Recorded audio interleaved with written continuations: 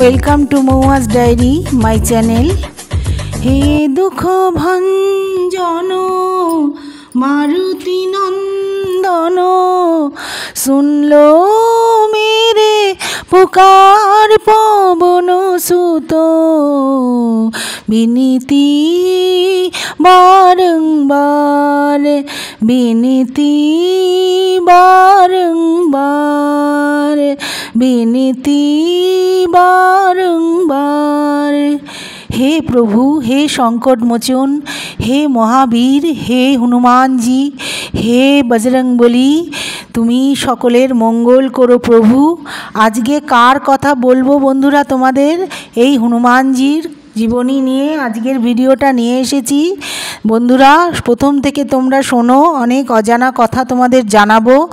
আর এই বজরংবলীর তোমরা মন্ত্র পাঠ করো, মন্ত্রও বলবো আমি। ভিডিওটা প্রথম থেকে দেখো, ভালো লাগলে আমার চ্যানেলটা একটু সাবস্ক্রাইব করো। হনুমানের জীবন ছিল রামের প্রতি তার সেবা এবং ভক্তির প্রতীক। তিনি অঞ্জনা ও কেশরীর পুত্র এবং বায়ুর আশীর্বাদে অলৌকিক শক্তি লাভ করেন। ছোটবেলায় সূর্যকে ফল ভেবে ধরে খাওয়ার চেষ্টা করেন। পরে বশিষ্ঠ মুনি তার শৈশবের দুষ্টুমি থেকে মুক্তি দেন। হনুমান শ্রীরামের জীবনে গুরুত্বপূর্ণ ভূমিকা পালন করেন। সীতার খোঁজে লঙ্কায় যান এবং রাম ও লক্ষ্মণকে সঞ্জীবনী বুটি এনে দেন।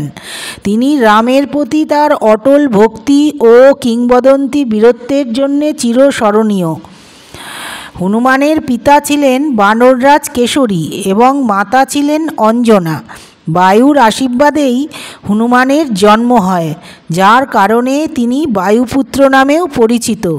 মাতা অঞ্জনা যখন মন্ত্র পাঠ করছিলেন, তখন একটি পাখি প্রসাদের কিছু অংশ ছিনিয়ে নিয়ে চলে যায়। তারপরে তার ওপর ফেলে দিয়ে যায় এবং অঞ্জনা তা গ্রহণ করেন। এর ফলেই হনুমানের জন্ম হয়। শৈশবে হনুমান অত্যন্ত শক্তিশালী ও চঞ্চল প্রকৃতির ছিলেন। একদিন তিনি সূর্যদেবকে একটি ফল ভেবে ভুল করেন এবং তাকে ধরতে আকাশে লাফিয়ে ওঠেন।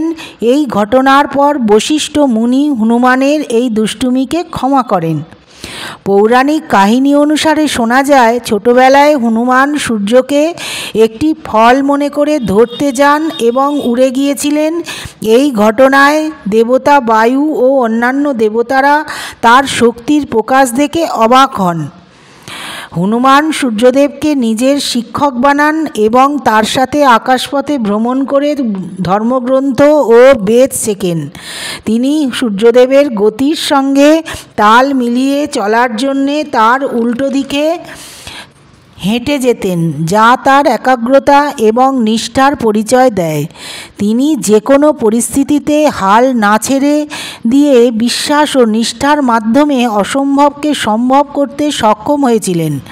হনুমানের জন্যেই এই রাবণকে বধ করা রামের পক্ষে সম্ভব হয়েছিল। হনুমানের এই রামায়ণে বিশাল ভূমিকা। রামায়ণে হনুমানের নাম খুব পাওয়া যায়। হনুমানের গল্প আমাদের ভালো মূল্যবোধ ও সৎ থাকার গুরুত্ব শেখায়। কথিত আছে, বাল্যকালে হনুমান যখন সূর্যকে ধরতে লাফ দিয়েছিলেন, তখন দেবতাদের রাজা ইন্দ্র তাকে চোয়ালে খুব জোরে আঘাত করেছিলেন। সেই থেকেই এই হনুমান নামটি এসেছে। হনু শব্দের অর্থ চোয়াল। হনুমানের আসল নাম মারুতি নন্দন। এছাড়া হনুমানকে বজরংবলী, মহাবীর, পবন নন্দন অর্থাৎ বায়ুপুত্র বলা হয়। হনুমানের 12টি নামের রূপান্তরকারী শক্তি এবং কিভাবে সেগুলি জপ করলে শক্তি, প্রজ্ঞা ও ঐশ্বরিক আশীর্বাদ পাওয়া যায়। যখন ঝড় আসে তখন যিনি নিজেই বাতাস, তাকে স্মরণ করো। যখন পথ হারিয়ে যায় মানুষ, তখন যিনি সমুদ্র পেরিয়ে এসেছেন তাকে ডাকো। বায়ুপুত্র এই 12টি নাম বন্ধুরা তোমাদের বলছি, তোমরা প্রতিদিন এই 12টি নাম স্মরণ করবে হনুমানজির। বায়ুপুত্র ওম হনুমান, অঞ্জনী সুত ওম মহাবল, ওম ফাল্গুন সখা, ওম রামেষ্ঠ, ওম পিঙ্গাক্ষ, ওম ঋদ্ধি করমন, ওম অমিত বিক্রম, ওম সীতাশোক বিনাশন, ওম দশগ্রীব দর্পহা, ওম লক্ষণ প্রাণদাতা। হনুমান এই 12টি নাম জপ করলেই তিনি খুব খুশি হন। হনুমান মন্ত্র হল হনুমানের উদ্দেশ্যে করা প্রার্থনা ও মন্ত্র, যা শক্তি, সুরক্ষা ও ইচ্ছা পূরণের জন্যে জপ করা হয়। রাম যখন সীতাকে খুঁজে বের করার জন্যে লঙ্কায় গিয়েছিলেন, তখন হনুমান তার প্রধান সহায়ক ছিলেন। যুদ্ধের সময় লক্ষ্মণ যখন অজ্ঞান হয়ে যান, তখন হনুমান সঞ্জীবনী বুটি নিয়ে আসেন, যা লক্ষ্মণকে সুস্থ করে তোলে। হনুমান তার জীবন রামের সেবায় উৎসর্গ করেছিলেন। তার ভক্তি ছিল অটুট এবং রামের প্রতি তার ভালোবাসাই ছিল তার জীবনের মূল চালিকা শক্তি। হনুমান তার বীরত্ব, বুদ্ধি এবং রামের প্রতি অটল ভক্তির জন্যে ভারতীয় পুরাণে অমর হয়ে আছেন। তিনি একজন আদর্শ পুত্র, বন্ধু, ভাই, ছাত্র এবং ভক্ত হিসেবে ভারতীয় সমাজে পূজিত হন। তিনি রামকে এত ভালোবাসতেন যে সীতামা সিঁদুর পরছে দেখে জিজ্ঞেস করেছিলেন যে কেন তিনি সিঁদুর পরছেন, এই সিঁদুর কী জন্যে পরছেন। সীতামা বলেছিলেন রামের জন্যে তিনি এই সিঁদুর পরেন, এই সিঁদুর পরছেন।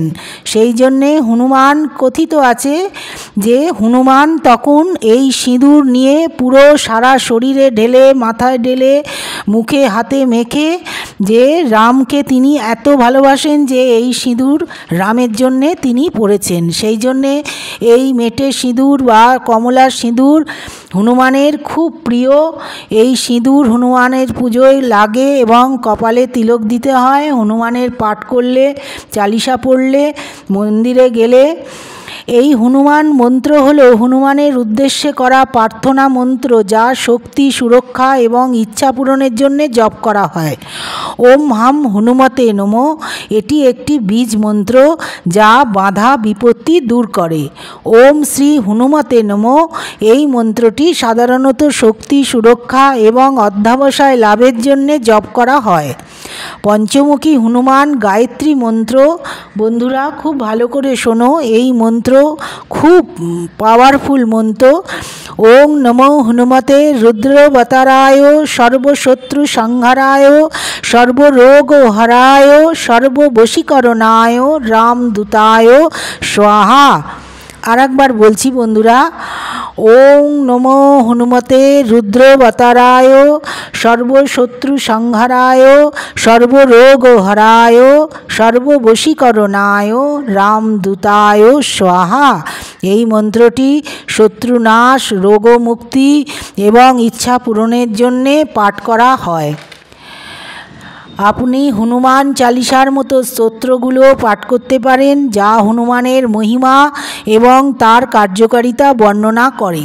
হনুমান মন্ত্র জপ করার জন্যে বিশেষ কোনো বিধি নেই, তবে মনকে শান্ত রেখে হনুমানের ছবি স্মরণ করে পাঠ করলে ভালো ফল পাওয়া যায়।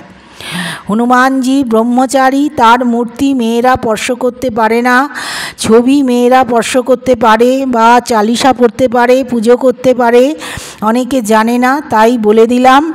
নারায়ণ শিলা যেরকম মেয়েরা স্পর্শ করতে পারে না ব্রাহ্মণ ছাড়া। আর হনুমান চালিসার ব্লগ আমার আগের ভিডিওতে আছে বন্ধুরা, তোমরা একটু দেখো।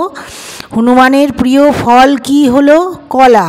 এটি একটি সাধারণ কিন্তু পবিত্র ফল, যা হনুমানকে প্রসাদ হিসেবে নিবেদন করা হয়। এছাড়াও 5 রকম বাদাম, কাজু, চূড়া, কিশমিশ, খেজুর হনুমানের খুব প্রিয় শুকনো ফলের মধ্যে হিসেবে এটি তাকে নিবেদন করা হয়। এছাড়া মতিচুরের লাড্ডু, ছোলা, গুড়, পান হনুমানের খুব প্রিয় মিষ্টি পান এবং নানা ধরনের মিষ্টি, পায়েস, খিচুড়ি, ভোগ দেওয়া হয়। প্রতি মঙ্গলবার কমলা সিঁদুর দেওয়া হয়, পুজো করা হয় হনুমানের। এবং হনুমানজির পুজো করা খুব ভালো।